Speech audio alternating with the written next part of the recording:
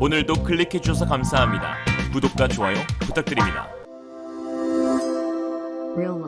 러시아의 우크라이나 침공으로 인해 현재 유럽 내 군사적 긴장감이 높아지자 러시아와 국경을 접하고 있는 동부 북부 유럽들은 본격적으로 군비 증강에 나서고 있는데요. 이들 국가는 방산강국 한국을 파트너로 삼고 대량의 한국산 무기들을 도입할 것으로 보이는 가운데 군사 전문가들은 한국의 흑표전차와 중국의 최신 전차인 구구식 전차가 유럽에서 실전으로 맞붙을 가능성이 있다는 분석을 내놓아 화제가 되고 있습니다. 현재 나토의 최전방이자 러시아의 군사적 위협을 느끼고 있는 폴란드는 차기 전차 800대를 새로 확보하는 울프 프로그램을 추진하고 있습니다. 사업 규모는 10.5조 원에 이르는데요. 이미 미국산 M1A2 에이브럼스 250대를 도입하기로 했으며 추가로 600대를 도입할 예정으로 독일 레오파르트2 전차나 한국 K2 흑표전차 중 우선 협상자를 가릴 전망입니다. 그러나 최근 독일은 우크라이나 군사 지원과 관련 폴란드와 맺은 군사 협약을 이행하지 않으면서 폴란드 정부의 비난을 받고 있는 상황인지라 한국의 흑표전차가 단독 유력 후보로 떠오르고 있는 상황인데요. 현대로템은 폴란드군 요구에 부합하는 수출형 모델 K2PL 개량형을 제안했는데요.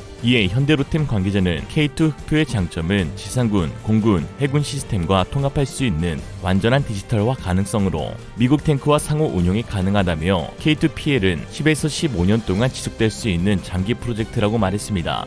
폴란드가 한국과의 방산 협력에 적극적인 이유는 자국의 안보가 심히 불안하기 때문입니다. 자국군의 무기를 우크라이나에 보내면서 전력 공백의 틈이 생겼고 나토 회원국인 만큼 구수련제 무기에서 서방제 무기 체계로의 전환이 요구되는 상황입니다. 또한 폴란드는 러시아를 사이에 두고 벨라루스라는 완충지대가 있긴 하지만 벨라루스의 독재자 알렉산드르 루카셴코가 푸틴의 대리인이라는 소리를 들을 정도로 긴밀한 관계를 맺고 있어 부담감이 더 큰 상황입니다. 유럽에서는 9월 벨라루스가 러시아와 국가 합병을 위한 국민투표를 시행할 것이라고 예측하고 있는 상황에서 이미 대규모 러시아군 병력이 주둔하는 벨라루스가 통째로 러시아에 흡수되면 폴란드는 자칫 러시아발 전쟁의 최전선이 될 수 있는 상황이죠. 현재 러시아의 푸틴 대통령은 벨라루스를 대유럽 진출의 전초기지로 삼고 있는데요. 지난 25일 AFP 통신에 따르면 푸틴이 벨라루스에 수개월 내 핵탄두 탑재가 가능한 이스칸데르 탄도미사일을 전달할 예정이라고 말하기도 하였습니다. 이런 상황 가운데 최근 충격적인 소식이 해외 외신을 통해 전해지기도 했는데요. 바로 벨라루스에서 중국산 최신형 전차인 구구식 전차를 도입하려는 움직임이 포착되었다는 것입니다. 홍콩 사우차이나 모닝포스트에 따르면 벨라루스 군사산업국은 벨라루스 민스크 마카용가에 위치한 15만 제곱미터 부지에 중국 합작회사의 건설 허가를 승인했고 중국 병기공업그룹의 고위관리는 벨라루스 방산기업인 펠롱사와 협약을 체결하기 위해 이동 중이다라고 하였는데요. 중국 병기공업그룹은 중국의 모든 전차를 개발 생산하는 것으로 이에 미국 군사 애널리스트인 레이첼 호프는 벨라루스와 중국의 방위협력은 곧 서방 진영의 우크라이나 무기 지원에 대항하는 중국의 우회적인 러시아 무기 지원이다 라고 하였습니다. 한마디로 극심한 전차 손실을 겪고 있는 러시아가 군비를 재정비하기 위해 벨라루스의 자금을 지원하는 형태로 중국산 최신 전차를 수입, 나토 동진에 대한 군사적 태세를 갖추겠다는 계획인 것이죠. 그동안 벨라루스와 중국은 경제뿐만 아니라 방위산업에서도 다양한 교류를 맺어왔었는데요. 양국은 서방권을 견제하기 위한 긴밀한 협력 관계를 유지해왔고 탄약, 총기, 방호복 등 중국제 무기도 많이 수입해왔었는데 기갑 차량의 완제품 수입은 이번이 처음입니다. 중국과 러시아에 각을 세우고 있는 대만은 이에 벨라루스에 대한 57개 첨단 기술 제품 수출을 제한하는 제재를 가하는 성명을 발표하기도 했죠. 벨라루스가 중국을 통해 최신 구구식 전차를 수입하고 폴란드가 한국의 K2 흑표전차의 도입을 확정짓게 되며 이는 한국 대 중국의 전차 대결로 이어질 수 있다는 점에서 귀추가 주목되고 있기도 합니다. 그동안 중국 매체들은 자국의 구구식 전차가 한국의 3.5세대 주력 전차인 흑표전차에 비해 압도적인 성능을 갖고 있다며 특히 관통력에서 비교할 수 없을 만큼 커다란 차이를 보인다라고 큰소리치기도 했었는데요. 그러나 지난 6월 4일 중국군이 발칵 뒤집어지는 한 가지 사건이 발생했었습니다. 중국이 1급 기밀로 취급하는 최신 전차의 성능 제원표가 내부 관계자에 의해 유출된 것인데요. 더 충격적인 것은 자료가 유출된 곳이 바로 한 온라인 게임 커뮤니티 사이트라는 점입니다. 워썬더라는 온라인 게임인데요.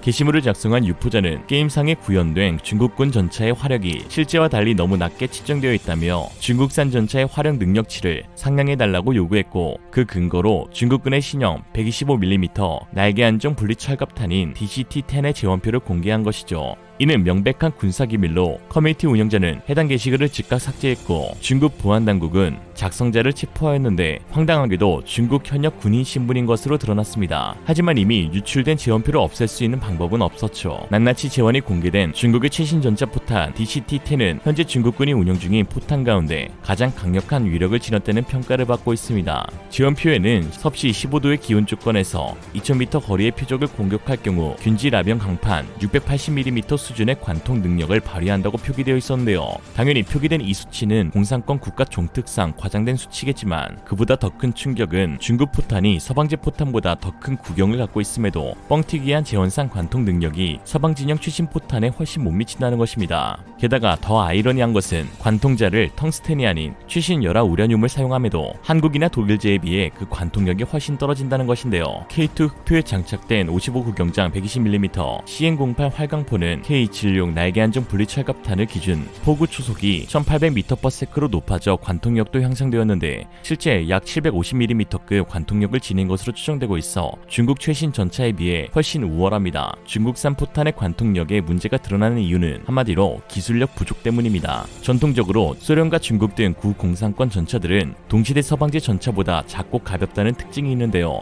이는 그렇게 만들고 싶어서가 아닌 부족한 엔진 기술로 인해 어쩔 수 없이 선택한 방법입니다. 고출력 디젤 엔진 제작이 어려웠던 구공산권 국가들은 상대적으로 가볍고 작은 전차를 만들 수밖에 없었는데 이는 전차 내부 구조에 악영향을 미쳤습니다. 다른 건 몰라도 서방 전차들을 파괴할 수 있는 공격력은 포기할 수 없었기에 동급 서방제보다 더 큰 구경의 전차포를 탑재하다 보니 좁은 포탑에 큰 포탄을 싣게 되는 문제가 발생했고 이는 장전 작업의 불편함 초래 및 적재탄수 부족으로 이어졌고 소련과 중국은 이를 분리장전식 탄약으로 해결해보려 했습니다. 이에 거의 1m에 달하는 포탄을 관통자와 추진장약으로 반토막을 내 길이를 대폭 줄인 뒤 이를 포탑 주변에 적재하는 방식으로 장전 문제와 적재탄수 문제를 해결하려 했던 것이죠. 포탄의 관통력은 새 장비가 큰 영향을 미치는데 높은 새 장비를 가지려면 결국 관통자 길이를 늘리는 수밖에 없습니다.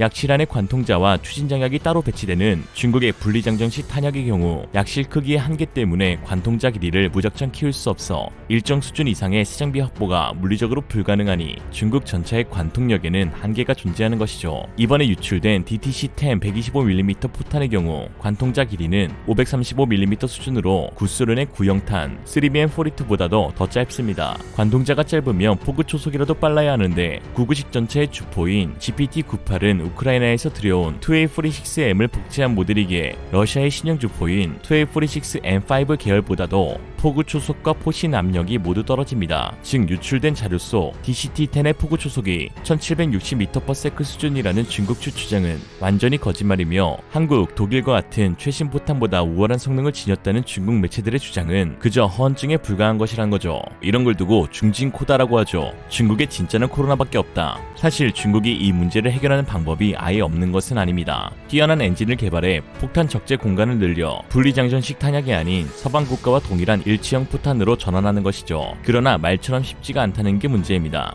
50년 가까이 유지되어 온 구소련 체계의 전차 개발 방식이나 운용교리, 군수보급 시스템까지 모두 손봐야 하는 일인데 포탄 형태와 크기를 바꾸는 것은 당연지사 빠른 포구 초속을 달성하기 위해 포신 개량도 해야 하고 또 높은 포신 압력을 견딜 수 있는 고난도의 가공 기술을 확보해야 하는데 현재 이러한 기술을 보유한 국가는 전 세계적으로 미국과 독일 그리고 한국밖에는 없습니다. 중국이 한국인 기술자를 대량으로 납치해 인체의 신비 거들먹거리며 협박하지 않는 이상 불가능한 일이죠. 이미 중국의 구구식 전차는 대전차 미사일 실사시험에서 전면 장갑이 허무하게 관통되면서 방어력 측면에서의 문제점을 여실히 드러냈는데 이제는 여기에 한술 더 떠 화력마저 큰 결함이 있는 것으로 드러나 전 세계적 웃음거리로 전락하게 될 지경입니다. 메이드 인 차이나는 역시 한국산과 차이나 시진핑의 군사 굴기 막대한 자금을 투입한다 해도 그리고 벨라루스를 비롯 타국과 협약을 맺는다 해도 결국은 처음으로 돌아가 새롭게 시작하지 않는 이상 절대 한국을 이길 날은 오지 않습니다. 지금쯤 시진핑은 아마 이런 심정이겠죠. 나 다시 돌아갈래. 이상으로 리얼리즘이었습니다. 여러분의 생각은 어떠신가요? 현명하고 지혜로운 여러분의 의견을 지금 댓글에 남겨주세요. 감사합니다.